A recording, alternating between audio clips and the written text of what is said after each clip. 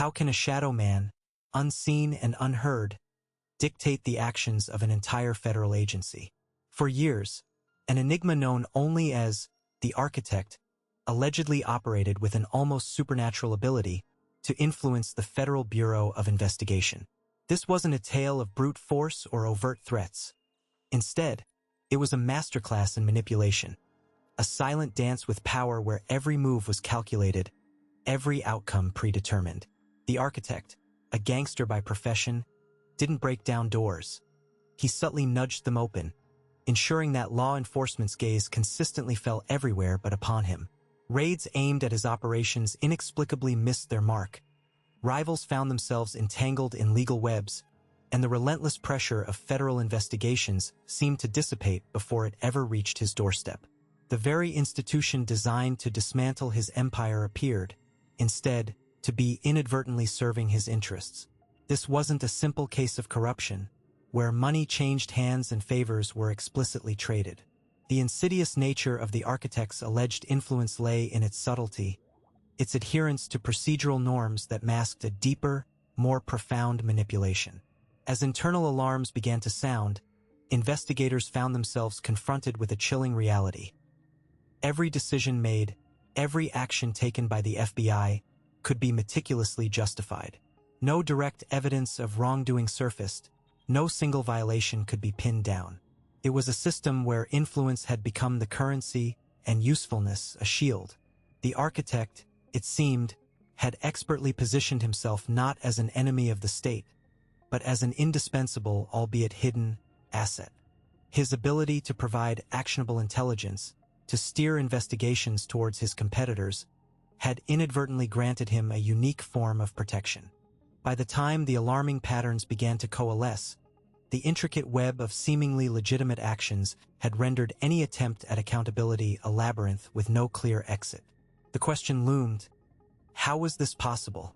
How could a criminal mastermind orchestrate such a sophisticated, long-term infiltration? The answer lay in understanding the hidden mechanics of information, the delicate ecosystem of informants, and the institutional incentives that inadvertently create blind spots, vulnerabilities that a truly cunning individual could exploit. The true horror of this narrative wasn't just the alleged manipulation of a powerful institution, but the sheer audacity of its execution. The Architect's methods bypassed traditional criminal tactics, opting instead for a cerebral approach that exploited the very structure of law enforcement. He didn't need to bribe agents or threaten witnesses.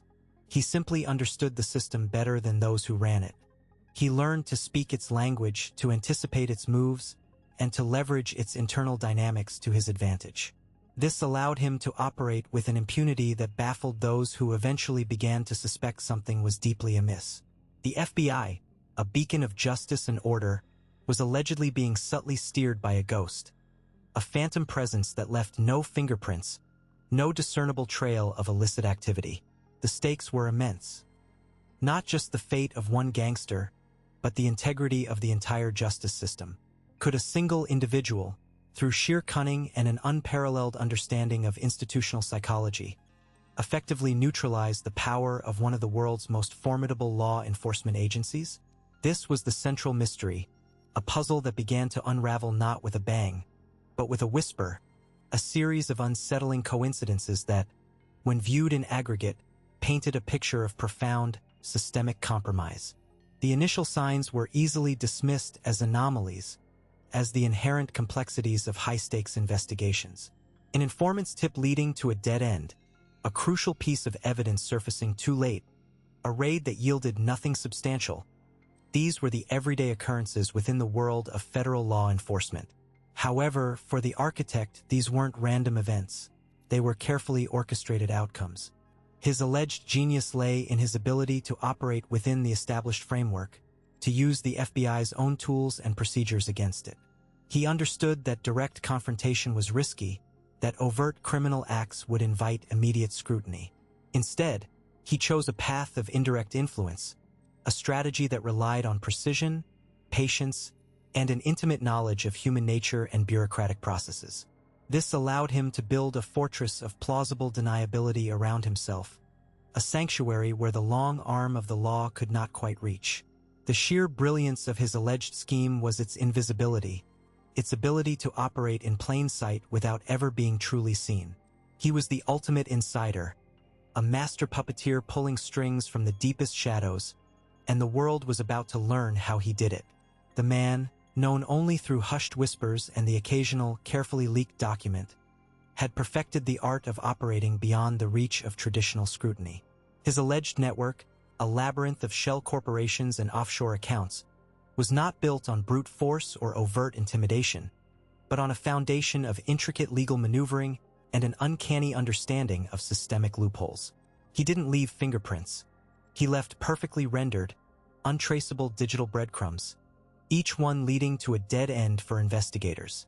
The true genius lay in his ability to leverage established institutions, turning their own processes against them.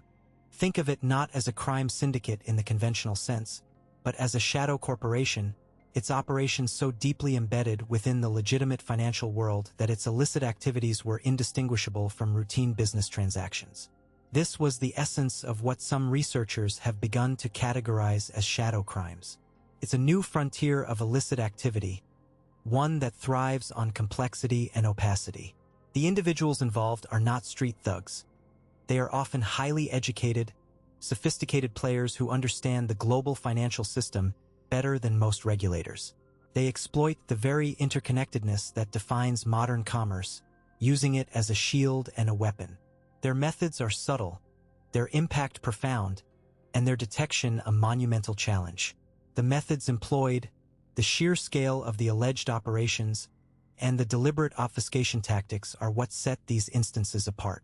Understanding this new paradigm requires a deep dive into the mechanics of global finance, the intricacies of international law, and the psychology of those who operate in these gray areas. If you're interested in understanding the mechanics behind these deep, factual-style investigations into organized crime, institutional blind spots, and invisible operations, consider subscribing. Investigators later pieced together a profile of the individual at the center of these operations, carefully avoiding the sensationalized narratives that often surround figures of his ilk. He wasn't a larger-than-life caricature. Rather, sources claimed he was a meticulous architect of illicit enterprises. His role in organized crime, as understood by those who tracked him, was not merely as a street-level enforcer but as a strategic mastermind. Patterns suggested he understood that true power lay not in brute force alone, but in the subtle manipulation of systems and people. What made him unusually strategic, according to the analysis of his activities, was his profound understanding of leverage. He didn't just seek to acquire resources. He sought to control the flow of information and access. Investigators noted his ability to identify and exploit vulnerabilities within legitimate businesses and government agencies. This wasn't achieved through overt threats, but through a sophisticated network of intermediaries and carefully cultivated relationships. These intermediaries, often individuals with seemingly innocuous professions, acted as conduits, insulating the principal from direct involvement and obscuring the chain of command. His network could interact with power structures because it was built on a foundation of mutual, albeit often unspoken, benefit. Sources claimed he understood that corruption wasn't always transactional in the most obvious sense.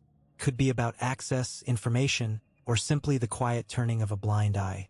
He cultivated relationships with individuals who held positions of influence, not by demanding favors, but by offering solutions to their problems, whether those problems were financial, political, or even personal. Patterns suggested a long-term approach, where investments in these relationships yielded dividends over time, creating a web of obligation and complicity that was difficult to unravel. His primary goals, as reconstructed by investigators, were remarkably consistent with the fundamental drivers of any successful enterprise, albeit operating outside the law: protection for himself and his operations, control over his domain, immunity from prosecution, and ultimately profit and long-term survival. He aimed to create an environment where his activities could flourish with minimal interference. This often meant operating in the shadows, where influence was quieter than any overt act of violence. The hierarchy within his organization, though never explicitly documented, was inferred through the flow of directives and the distribution of responsibilities. There were layers of insulation, with information carefully filtered and disseminated to prevent any single point of failure. Individuals at lower levels might be unaware of the full scope of the operation, while those at the top operated with a degree of plausible deniability. The true extent of his reach and the mechanisms through which he maintained his clandestine empire remained a complex puzzle. Yet, even as investigators began to grasp the intricate design of his operations, a new development emerged. A subtle shift in the landscape, a whisper in the corridors of power, indicated that the carefully constructed equilibrium was about to be disrupted. The first, almost imperceptible tremor of federal pressure was about to make itself known. The intricate web spun by shadow crimes wasn't a product of supernatural foresight, but rather a masterful exploitation of systemic vulnerabilities inherent in any large, complex organization. The FBI, despite its formidable resources and dedication, was not immune. Consider the informant system a cornerstone of intelligence gathering. While indispensable, it also presented a fertile ground for manipulation. Informants, driven by a myriad of motivations, financial gain, personal vendettas, or even a misguided sense of loyalty, could, intentionally or not, steer investigations. A skillfully placed piece of misinformation, a subtly emphasized detail, or an omitted crucial fact could redirect valuable resources, create false leads, or even shield the true architects of illicit activities from scrutiny. The very act of cultivating and managing these sources created a gray zone where discerning truth from fabrication became an ongoing challenge. Interagency rivalry further complicated matters. Different branches of law enforcement and intelligence agencies often operated with distinct mandates, competing priorities, and sometimes a healthy dose of professional jealousy. This could manifest as a reluctance to share critical information, a tendency to pursue leads independently, or even a subtle undermining of another agency's efforts. In such an environment, a well-placed suggestion or a strategic withholding of intelligence could effectively stall progress on a sensitive case, allowing criminal enterprises to solidify their positions. The pursuit of wins, high-profile arrests, and successful prosecutions was another powerful systemic pressure. Agencies and the individuals within them are incentivized to demonstrate efficacy and deliver tangible results. This can lead to a prioritization of cases that promise a quick, visible victory, potentially at the expense of more complex, long-term investigations that might expose deeper, more insidious networks. Budgetary constraints, a perennial reality for government organizations, also played a significant role. Limited funding dictated resource allocation, forcing difficult choices about which threats to pursue and which to deprioritize. This created opportunities for those operating in the shadows to exploit these limitations, understanding that certain investigations might simply not have the financial backing to reach their full potential. Furthermore, political sensitivity added another layer of complexity. Investigations that touched upon influential individuals, powerful corporations, or politically charged issues often faced immense pressure to proceed with extreme caution, or even to be curtailed altogether. The fear of political fallout could lead to investigations being deliberately slowed, their scope narrowed, or their conclusions subtly shaped to avoid controversy. In this context, control wasn't about magical intervention, but about the calculated application of these systemic pressures. It meant influencing the direction of an investigation by feeding selective information to informants or rival agencies. It meant redirecting attention by highlighting less significant threats or manufacturing minor successes to distract from larger operations. It meant delaying actions by exploiting procedural hurdles or bureaucratic inertia. It meant shaping investigations by subtly guiding the focus of inquiries or influencing the interpretation of evidence. And crucially, it meant gaining advance warning of impending scrutiny by understanding the internal workings and pressures faced by law enforcement. These weren't clandestine acts of espionage, but rather the logical outcomes of established legal procedures and intelligence practices creating predictable gray zones. The first method of leverage, the most insidious because it was so deeply embedded, began to reveal itself. The gangster's entry into the informant pipeline wasn't a sudden gambit, but a carefully orchestrated infiltration, built on a foundation of perceived utility. The initial contact, often facilitated through a low-level associate already tangled with the law, would present the gangster not as a criminal seeking immunity, but as a concerned citizen with valuable insights. This concern would manifest as seemingly spontaneous tips, delivered with an air of reluctant civic duty. The information itself would be meticulously curated. Minor infractions, low-level players, or details about ongoing, but not yet critical, investigations. The goal was to establish a pattern of reliability, demonstrating an ability to deliver actionable intelligence that wouldn't necessarily disrupt major ongoing operations, thus avoiding immediate suspicion. By consistently providing information that was accurate, albeit often peripheral, the gangster began to build a reputation as a valuable, if unconventional, source. This perceived value was the first rung on the informant ladder. As trust, however fragile, began to form, the gangster would subtly pivot to leveraging this relationship for personal gain. The tips would become less about civic duty and more transactional. A minor arrest, a raid on a rival's stash house, or even the disruption of a competitor's distribution network would be presented as a direct result of the gangster's cooperation. In exchange, the gangster would implicitly or explicitly seek leniency on existing charges, or a blind eye turned towards their own ongoing activities. This trading of tips for protection was a delicate dance, always framed as a necessary compromise to ensure the continued flow of intelligence. The gangster would never directly ask for immunity, but rather for understanding or a bit of breathing room to continue their valuable work. Furthermore, the informant pipeline offered a potent tool for eliminating competition. By selectively feeding information about rivals to law enforcement, the gangster could orchestrate their downfall without ever getting their own hands dirty.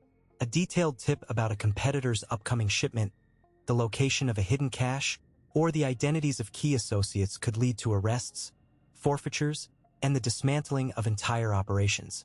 This wasn't about personal vendettas. It was strategic pruning. Each rival removed from the landscape solidified the gangster's dominance and, ironically, increased their perceived value to law enforcement as the sole remaining source of intelligence on a now monopolized criminal underworld. The handlers, often overwhelmed and eager for any win, would see these successes as proof of the informant's worth, unwittingly becoming unwitting enforcers of the gangster's agenda. The handlers themselves became an integral part of the gangster's shield. By maintaining strict compartmentalization of information within law enforcement agencies, and by ensuring that only a select few handlers had direct contact, the gangster created layers of insulation. Documentation would be carefully managed, with reports often sanitizing the source of the information or attributing it to more generic intelligence gathering methods. The need-to-know principle became the gangster's ally, preventing a broader understanding of the informant's true influence or the potential for manipulation. Handlers, operating under pressure to produce results and often lacking the full picture, would become reluctant gatekeepers, their actions dictated by the limited intelligence they received, effectively shielding the mastermind from direct scrutiny.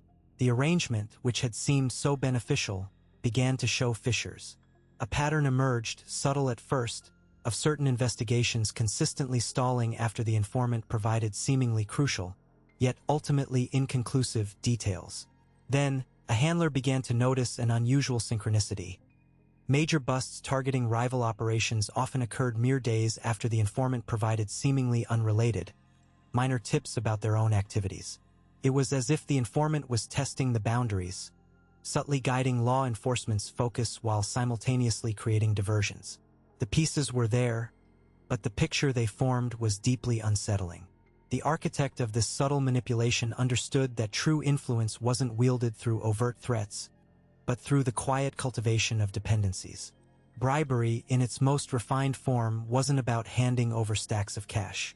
It was about creating obligations, facilitating access to opportunities that wouldn't otherwise exist.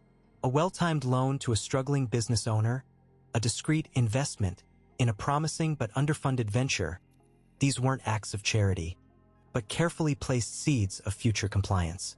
The return on these investments wasn't measured in quarterly reports, but in the willingness of the recipient to overlook certain irregularities. Favors operated on a similar principle of reciprocal obligation, but with a more personal touch.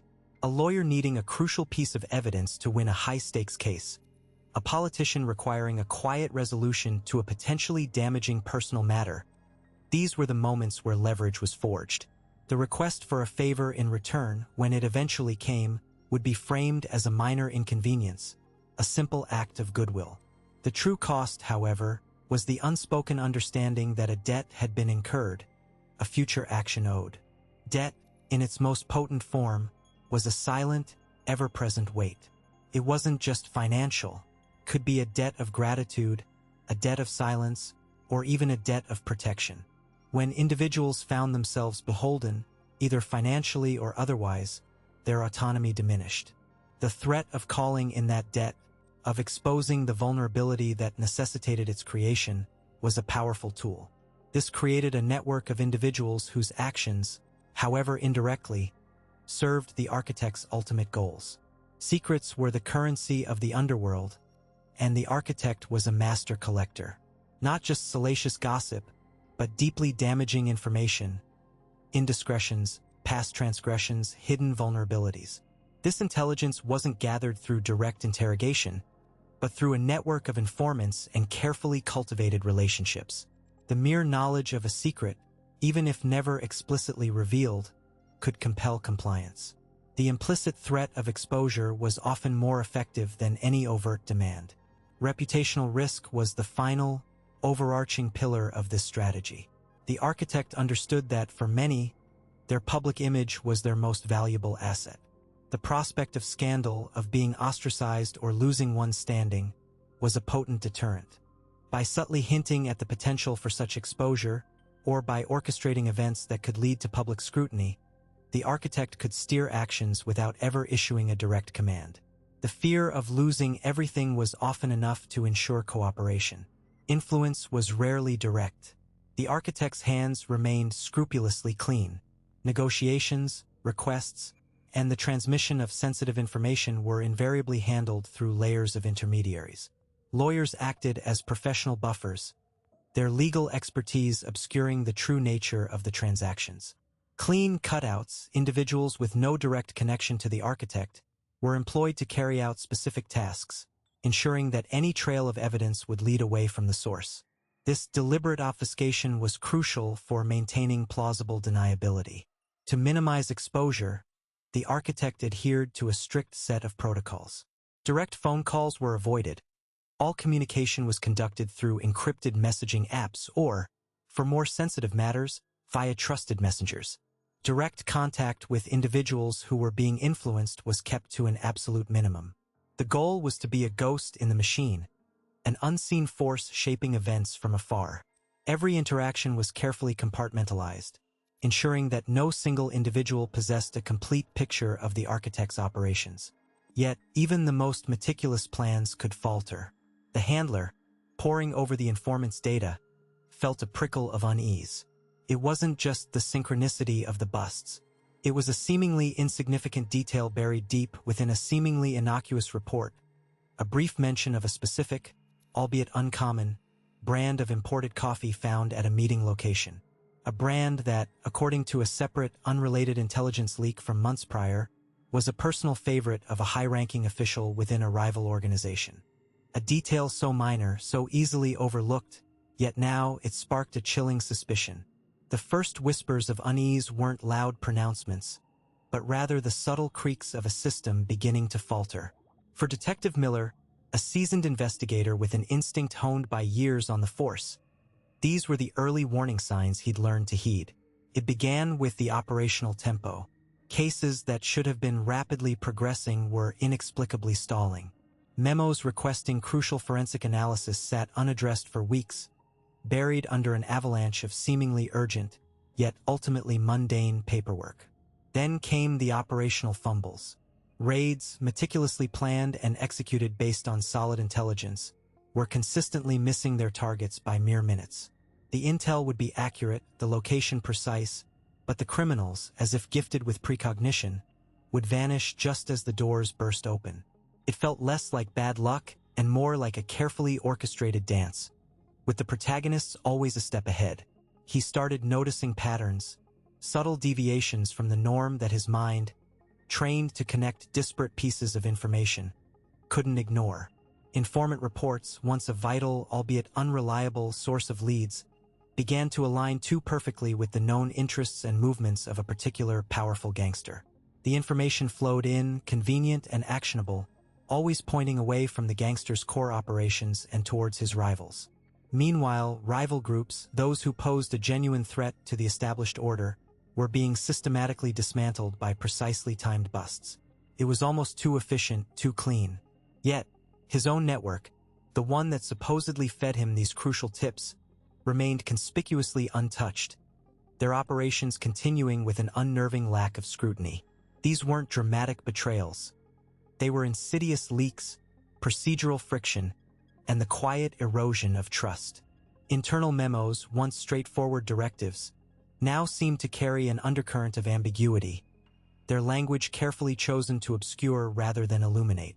A quiet doubt began to fester in the back of Miller's mind, a nagging suspicion that something was fundamentally wrong, not just with the intelligence he was receiving, but with the very conduits through which it flowed. He found himself rereading old case files, searching for any overlooked detail, any misplaced comma that might hold a clue. It was the same meticulous process he applied to every investigation, but this time the quarry felt far more dangerous, and the stakes infinitely higher. The feeling of being manipulated, of being a pawn in a larger, unseen game, was becoming increasingly difficult to shake.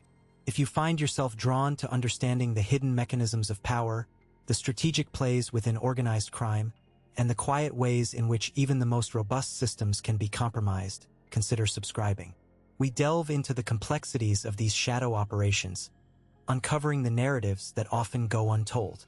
The chilling realization began to crystallize around a seemingly trivial detail from a recent intelligence brief, a mention of a specific, uncommon brand of imported coffee found at a clandestine meeting location.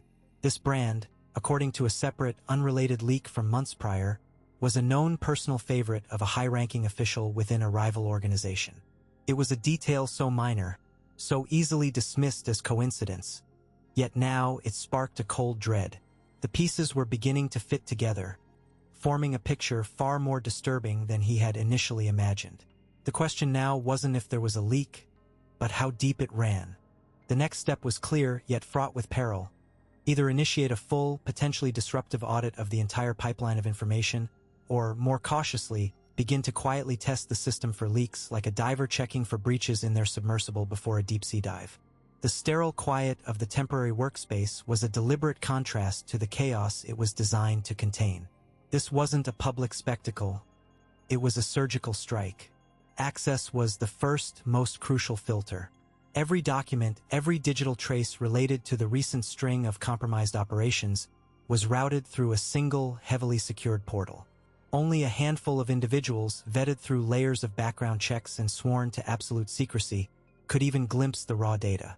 Their task was not to solve the puzzle immediately, but to meticulously assemble the pieces. Cross-referencing timelines became an obsessive ritual. Not just the operational timelines of the compromised missions themselves, but the timelines of information flow. When was a piece of sensitive intel generated? Who had access to it at that precise moment? When was it disseminated to the field? And critically, when did the opposition appear to have foreknowledge? The discrepancies, the subtle overlaps, the moments where information shouldn't have been available but seemingly was, these were the faint tremors that hinted at a fault line. Simultaneously, a separate, equally discreet team began auditing informant handling protocols. This was not about accusing individual agents, but about scrutinizing the process. Were there established procedures being followed? Were there any anomalies in the way informants were recruited, debriefed, or their information integrated? Were there instances where unusually high-value or sensitive information was shared with an informant without rigorous justification? The goal was to identify procedural weaknesses that could be exploited, not to find a scapegoat. The core of the internal inquiry began to focus on the abstract, yet vital question: who knew what and when? This involved piecing together communication logs, meeting minutes, and even casual hallway conversations that might have inadvertently revealed an awareness of sensitive details. It was a painstaking process of mapping knowledge, not just information. Did someone have awareness of a plan before it was officially sanctioned? Did they possess knowledge of a vulnerability that was later exploited? The objective was to establish a chain of awareness, a digital and procedural footprint of knowledge acquisition. Patterns across cases started to emerge, not in the nature of the operations themselves, but in the way they were compromised. Were there recurring tactical advantages gained by the opposition? Were there specific types of intelligence that consistently appeared to be leaked? This wasn't about finding a single identifiable mole, but about identifying a modus operandi, a signature of control that suggested a consistent, deliberate influence. This influence, they hypothesized, was not random but targeted. The investigators began to compile a list of individuals who, by virtue of their roles and access, had repeated exposure to the sensitive details of these compromised operations. This was not a definitive indictment, but a narrowing of focus. It was about identifying a small circle, not a vast conspiracy, of individuals who had the opportunity and the proximity to the information. The challenge was to observe this circle, to test their reactions and their knowledge without revealing the investigation's true intent. Any overt action could tip off the target, allowing them to disappear or, worse, to retaliate. The tension lay in this delicate dance of observation, a constant calibration between gathering enough evidence and maintaining absolute stealth. They were looking for confirmation of influence, a subtle manipulation of events, without a single direct accusation. Then came the breakthrough. Buried deep within an archived communication log, a seemingly innocuous exchange between two individuals outside the immediate operational sphere. It was a brief, coded reference to a package delivery scheduled for a specific date and time, a date that coincided precisely with a critical intelligence handover for one of the compromised operations. The wording was deliberately vague, but the timing was too precise to be a coincidence. It wasn't just about knowing the information, it was about a coordinated, almost logistical orchestration of its compromise. The package delivery wasn't about physical goods. It pointed to a specific channel of control, a prearranged mechanism for diverting or exposing the critical intel. The formidable wall surrounding a powerful, insulated gangster is not built of brick and mortar, but of legal precedent, evidentiary hurdles, and strategic obfuscation. Even when suspicion hangs heavy and the scent of illicit activity is undeniable, prosecution can falter due to the stringent standards of proof required in a court of law. Every piece of evidence must be meticulously collected, authenticated, and preserved. A break in the chain of custody, however minor, can render an exhibit inadmissible, leaving prosecutors with a gaping hole in their case. The gangster strategy, honed over years of evading justice, anticipates these vulnerabilities. He operates through a network of intermediaries, a carefully constructed buffer of deniability. Direct links between his actions and illegal proceeds are meticulously severed, replaced by convoluted money trails that lead investigators down a labyrinth of shell corporations and offshore accounts, ultimately into dead ends. Witnesses, the linchpin of many prosecutions, are a particularly fertile ground for disruption. The gangster's influence extends far beyond his immediate circle. Fear, loyalty, and financial incentives can transform a potentially crucial witness into a reluctant or even actively misleading informant. Sources, whether informants or compromised individuals within law enforcement or government agencies, are often unreliable, their motives suspect and their information tainted by personal agendas or external pressure. The very act of building a case against such a figure can be fraught with peril. Classified methods, often the only means of gathering intelligence on high-level criminal enterprises, cannot be revealed in open court without jeopardizing future investigations and the safety of operatives. This creates a catch-22. The evidence needed to convict is derived from sources and methods that cannot be disclosed, thus preventing its use. The gangster's approach is one of proactive defense. He understands that the prosecution's strength lies in its ability to present a clear, irrefutable narrative supported by tangible evidence. His counter-strategy is to ensure that such a narrative is impossible to construct. He avoids direct involvement in the day-to-day operations that generate incriminating evidence. Instead, He delegates, using layers of subordinates who are incentivized to remain loyal and who bear the brunt of any potential legal scrutiny. Money laundering operations are designed to be opaque, making it exceedingly difficult to trace the flow of illicit funds back to him. This forces authorities into a constant state of chasing shadows, expending vast resources on investigations that are designed to lead nowhere. The legal and evidence walls are not accidental. They are a deliberate, sophisticated defense mechanism, a testament to his understanding of the criminal justice system and its limitations when confronted with immense power and resources. The weight of this realization settled upon him not as a sudden epiphany, but as a slow, creeping dread. For years, he had danced on the precipice, always a step ahead, always insulated. But the whispers were growing louder, the scrutiny more persistent. A new team, unburdened by past failures and seemingly immune to his usual tactics, was gaining traction. The carefully constructed buffers felt thinner, the indirect money trails less secure. He felt a subtle shift in the air, a tightening of the net. The familiar sense of invincibility began to erode, replaced by a primal instinct for survival. He looked out at the sprawling city lights, a monument to his empire, and knew with chilling certainty that the window was closing. The time for planning was over. It was time to vanish. The transition was a calculated, almost surgical uncoupling. It wasn't a sudden blackout, but a series of deliberate, phased disconnections. First, the digital tendrils were systematically severed. Encrypted communications, once the lifeblood of his operations, went silent. Not a dramatic explosion, but a quiet cessation, leaving only the echo of unanswered queries and the growing unease of those on the other end. Servers were scrubbed, data purged with an efficiency that spoke of meticulous preparation, leaving behind an unnerving void where information should have been. Investigators would later find only the faintest, ghost-like remnants, digital breadcrumbs deliberately obscured, hinting at a sophisticated erasure rather than a panicked flight. Simultaneously, financial arteries began to constrict. Accounts were frozen, not through any overt judicial action, but by a series of complex, prearranged transactions that effectively walled off accessible funds. Assets, once readily traceable, were rerouted through a labyrinth of shell corporations and offshore entities, each layer adding to the obfuscation. The money didn't disappear. It simply flowed into channels so convoluted that tracing its ultimate destination became an exercise in futility.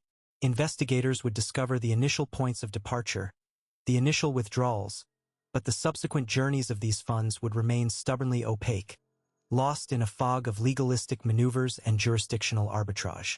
The concept of a predictable routine was systematically dismantled. Meetings were canceled with vague, non-committal excuses. Travel plans, if they existed at all, were fluid and subject to constant, seemingly arbitrary changes. The individual's presence, once a constant in certain circles, became erratic, then absent. This wasn't merely about avoiding detection. It was about erasing the very pattern of existence that would allow for prediction. Investigators found themselves chasing shadows, trying to reconstruct a daily cadence that no longer existed, each confirmed sighting quickly becoming outdated by a subsequent, contradictory report. The absence of a discernible schedule became, in itself, a form of camouflage. The deployment of intermediaries added another layer of complexity, a deliberate sowing of discord and misinformation. Unwary associates were fed conflicting narratives, tasked with relaying messages that served to confuse and misdirect. These individuals, often unaware of the true scope of the operation, became unwitting pawns, their actions inadvertently creating a smokescreen that obscured the central figure's movements. The goal wasn't to deceive specific individuals, but to muddy the waters of perception, to make any coherent investigative narrative impossible. This tactic exploited the natural human tendency to seek patterns, presenting a fractured mosaic that defied easy assembly. The exploitation of jurisdictional boundaries was perhaps the most sophisticated element of the disappearance.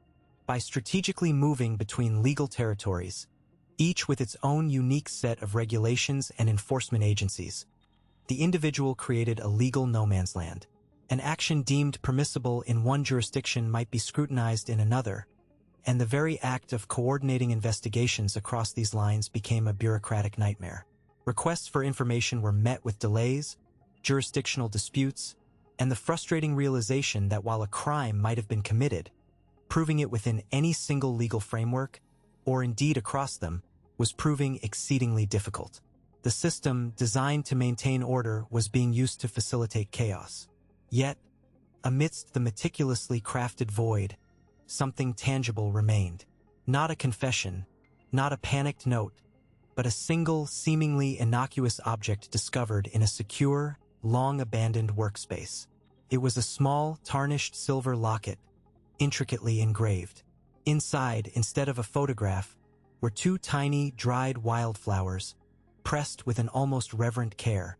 The act of preserving such fragile, ephemeral things, in contrast to the ruthless efficiency of the vanishing, suggested a depth of deliberate intent, a personal anchor deliberately left behind in the storm of calculated absence.